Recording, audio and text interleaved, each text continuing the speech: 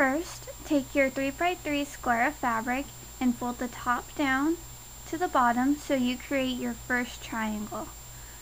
And then you want to take the right and fold it over to the left, so you're making 2 triangles so far. And if you can see, the top part is actually folded and the side is actually folded. So you want to take the right top, fold it down, and then you want to flip it over and repeat on the other side. So now you've made your third triangle, which looks something like this.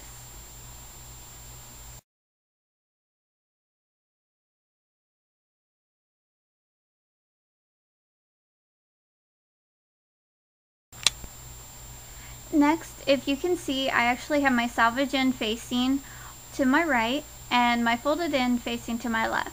You're going to take the top part of the folded end and fold it down so it's like you're folding a paper airplane wing. And then you're going to flip it over and repeat on the other side.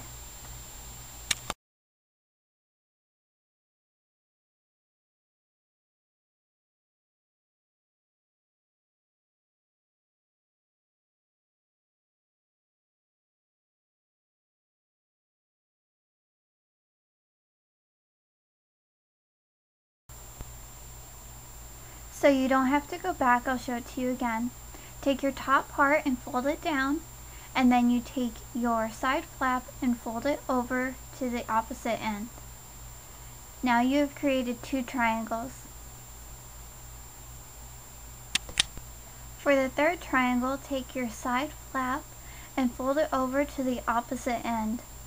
Then you want to flip your triangle over and fold the second side flap over to its opposite end. Now go ahead and take your top part and fold it down just like you were folding a paper airplane, and do that to the opposite side.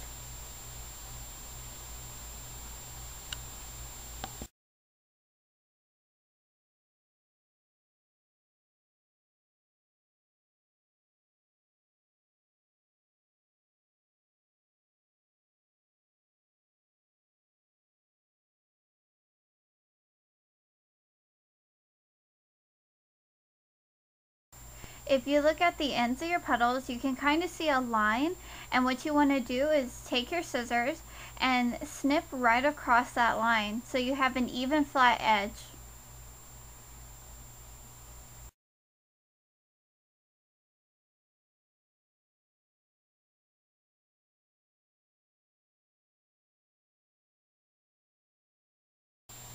Once you have snipped all your petals, you want to take your needle and thread, and about 1/2 inch to 1/4 inch from where you just snipped, you want to start threading them all.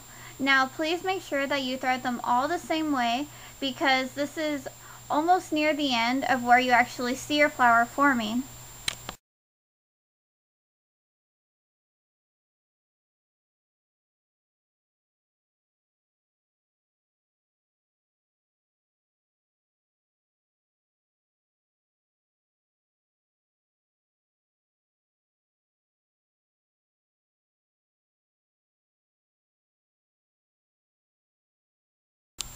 Once you have all your petals threaded, you should have something that looks like this.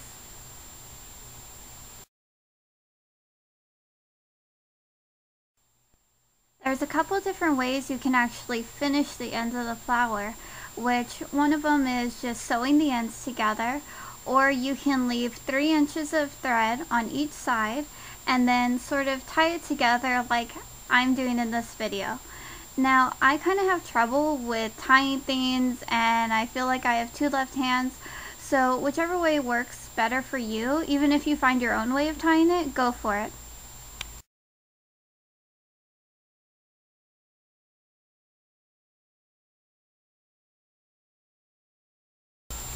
Now that you have your flower all finished, you can go ahead and add a button or a jewel, or even make a smaller version of this flower for the center.